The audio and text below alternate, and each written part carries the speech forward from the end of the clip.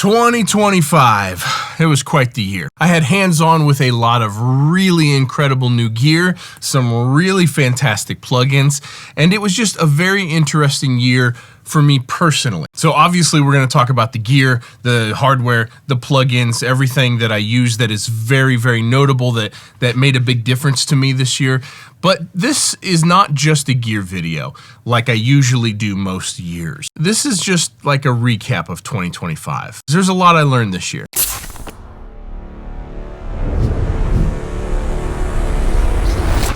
Hey everyone, I'm Cole Caparoon. Thank you for stopping by for another video. I feel like I want to start this with the thing that was the most dramatic to me this year, and that was my health journey. That was getting back in front of all the issues that I had in like getting back on track. I'm so pumped to go into 2026. I'm so motivated. I'm so just excited for what next year is going to bring.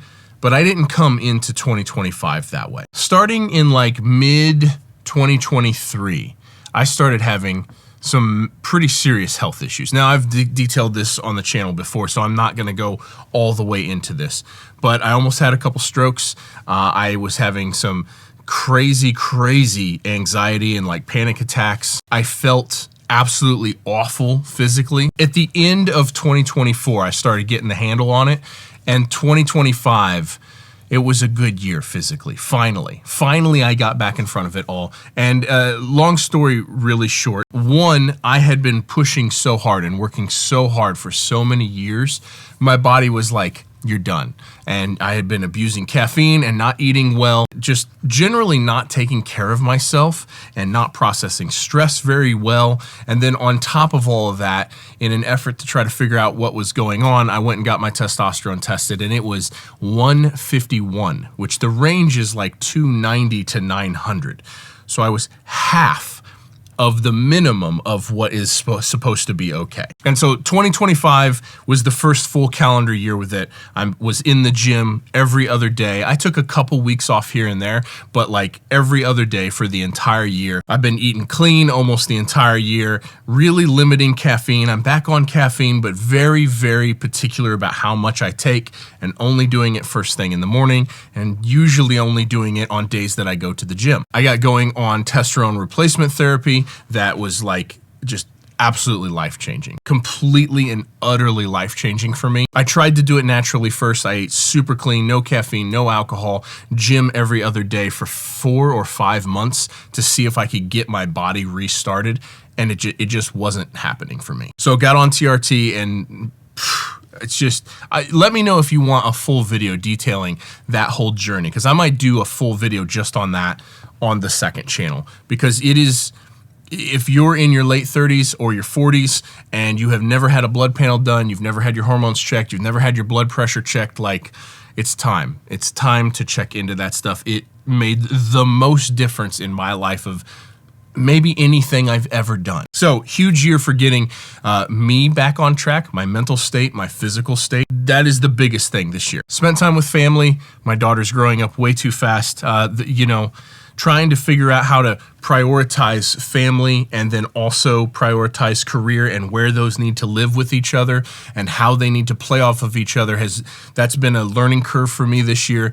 But the biggest thing this year that career-wise was different, I don't even know really how to explain this. For the past like decade, my career has kind of been this machine, this big machine that just kept chugging along. I put so much effort and so much energy into building my reputation and my client list and my resume. I put so much effort for so many years into that it turned into this thing that, as long as I said yes to 30 or 40% of the music that I was offered to work on, it was the most amount of music that I could possibly get through in a year, every single year without fail. Now, some projects were bigger than others. Some years I mastered more albums, and some years I produced more singles. And so the quantity of songs that I worked on for a long time now has been between like 150 and 200 songs a year for like a lot of years. But when I tore this whole studio down to rebuild this whole studio,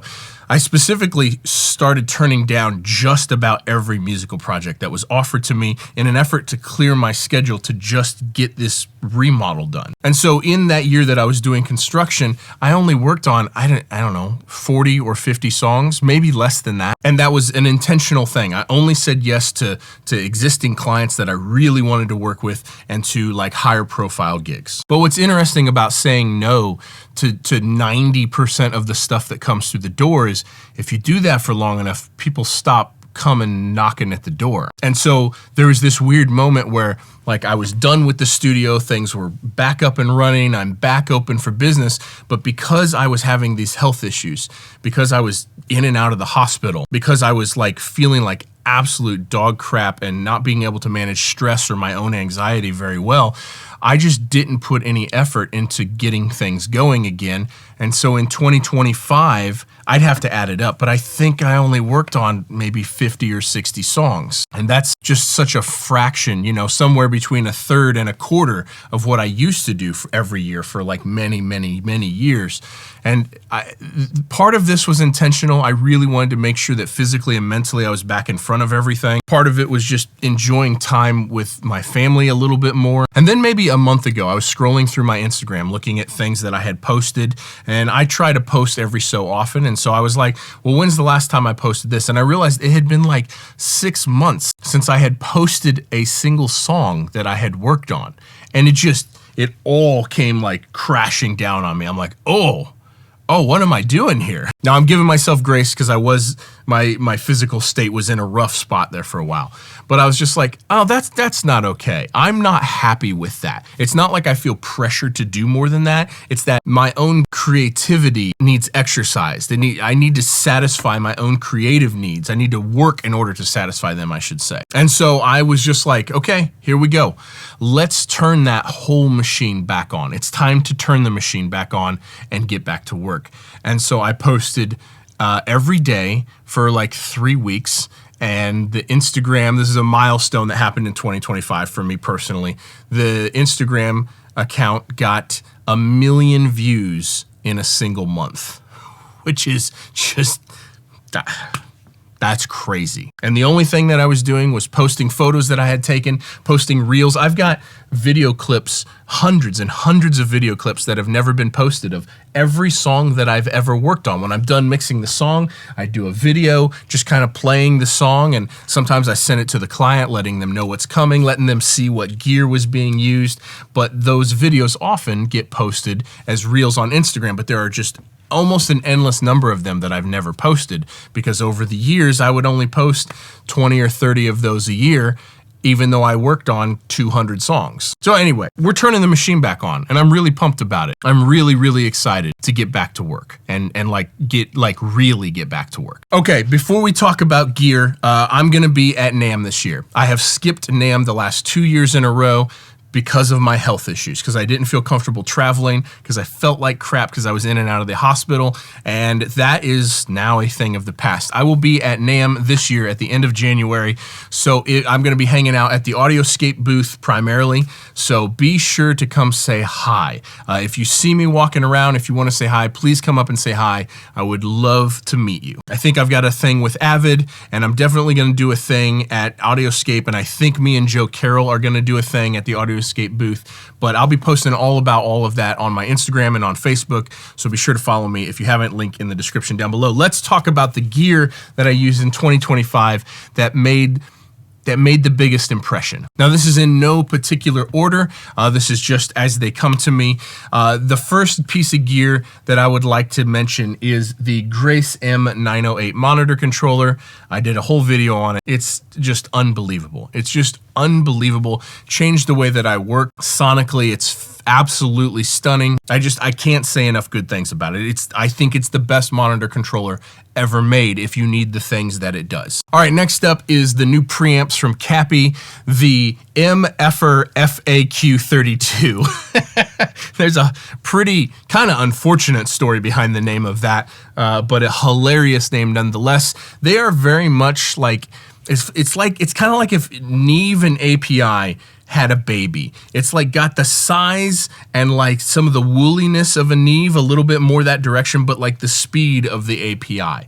They're really, really fantastic. I like them a whole bunch. Gotta mention the Soyuz Lakeside preamp. Now, I got the first one of these, I believe, in 2024 or towards the end of last year. However, I did get a second one this year because if you really, really love a preamp, you gotta have two of them. Same thing, actually. They're actually kind of similar sounding to the Cappy MFer FAQs. They are like kind of woolly and kind of like a little bit Nevey, but like faster and more clear than that. I'll figure out how to put it into words. I'm going to do a dedicated video on those soon. But the Soyuz Lakeside, unbelievable preamp. We got to talk about the Audioscape ASA 6A compressor because it is just, it's a monster compressor. There's more tubes in it than, there's almost as many tubes in it as a Fairchild.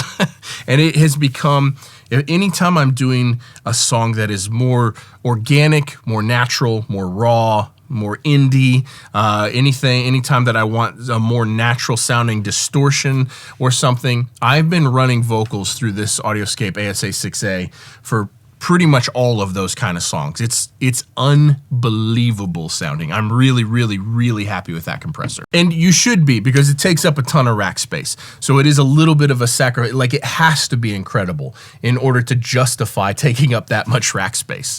We have to talk about the SPL Venos, Venos, who knows which way you say it, that I had in for a week and tested out for a week. Because, oh man, okay.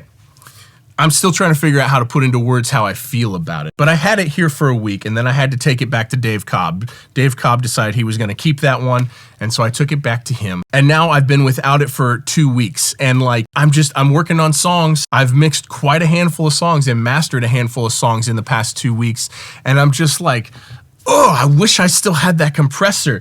Like, it's not very often that I will test something out and only have it for a week, and it becomes so impactful on what I'm doing that I'm like, ugh, when can I get one? And I just got notification today that shipping notification for my SPL Venos just shipped.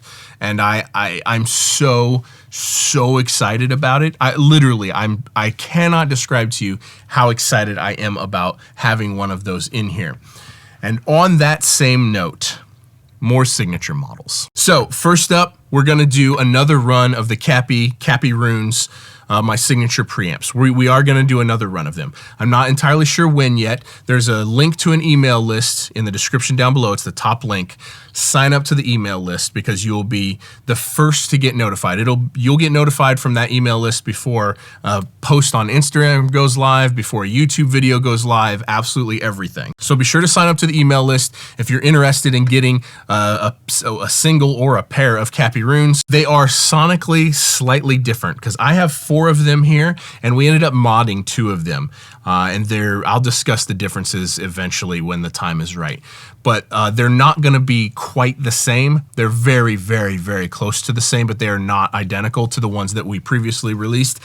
And we are releasing 2 more signature models. Now, if you follow me on Instagram, you've probably seen some teasers, and you could probably take an educated guess of what we're doing here, but 2 other signature models as well that we're working on, one of which has been in development for 2 years. We've been testing and doing R&D for 2 years on this particular unit. And in the same way that the Venos, it just makes me giddy, and I'm like, oh, how I need this. These signature models are doing the same thing for me. Both of them. Both of them are like, I'm texting Jeff from Cappy like every couple weeks, like, hey, when can I just have one in here? Because I really need it. I'm like mixing these songs, and I'm like, you know, it'd be really awesome is if I had those things that do the thing that I want them to do on the song that I'm mixing right now. It's definitely the 2 signature models that we're working on, and the SPL Venos are like the things that are like, that just have shocked me. I know that that's a cliche, and everyone hates when YouTubers talk like that, but they're so like overwhelmingly good. When you try something out, it just makes you giggle because it sounds so good. So really pumped about that. A couple plugins that we got to mention. Got to talk about the FabFilter Pro Q4. I'm sure all of you have had it or used it or tested it at this point. But what an impactful plugin. It came out late December 2024, but we're going to talk about it in this video because I didn't include it in my Gear of the Year last year. I have not ended up using the draw feature as much as I thought that I would. I do use it from time to time, but every single other feature in the Pro Q4 is just like, what an unbelievable one and done EQ. If I could only have a single EQ, it would be that one. And I'm tempted to say, if you limited me to a single plugin, if I could only have one plugin, I think it would probably be the Pro Q4. And that's a pretty big statement. I can't talk about it yet, but I did test a prototype. It's in beta, a plugin that is the best of its kind that I've ever used. And I'm going to go ahead and do a video on it because it deserves to be talked about whenever it comes out. It's so good. I kind of can't believe it. So anyway, it's been a good year for gear. Not as much quantity of gear as there has been in previous years, but the wow factor of the gear that I've tested this year has been just... I'm also getting ready to do a video on the Audioscape 76 collection. I have all three of them here, and I'm going to do a video comparing them to my Universal Audio. I tracked vocals 3 or 4 days ago through the Blue Stripe, and it sounded unbelievable. Absolutely unbelievable. So I'm pumped to do that as well. Last, but absolutely not least, I want to sincerely thank each of you, like from the bottom of my heart, for following along through all these videos, so many videos, so many years. I kind of can't believe that you guys keep watching these videos. And I kind of can't believe like how often some of them just really blow up. And it means a lot to me. It really does. It means a huge amount to me that you guys get something out of it and that you enjoy it. And I feel very fortunate to be able to do what I do, not just for my music career, but for this side of it as well. The opportunities that it's given me, the people that I get to talk to on a weekly basis because of this channel. And I only have this channel and have that success because of you guys watching. So thank you from the bottom of my heart for following along and all the support. This is not a sponsored video. I'm not even going to talk about any sponsors, but you know how this channel runs. And the support you guys have given me is incredible, and I can't thank you enough for it. There's one other thing that happened this year, and I launched a new YouTube channel. Now, I have a handful of them at this point. I have become absolutely just obsessed with photography and with like filmmaking and the gear that goes along with that. I'm a total gear junkie, obviously, but the camera thing has gotten really fun to me, and just getting to explore that and experiment and take the best photos that I can. So there's a whole nother channel. I'll link in the description below. If you're into content creation, if you're interested in cameras and all that kind of stuff, go check out the other channel. It's called The Aperture Life. But that has been a lot of fun and a big change for me in the second half of this year. I think that does it. I hope I get to see some of you at NAMM. And with that, I would like to say that I have formally made enough money to not work for the rest of the year. I'm taking the rest of 2025 off. It's December 29th. We'll see you guys next year. Peace.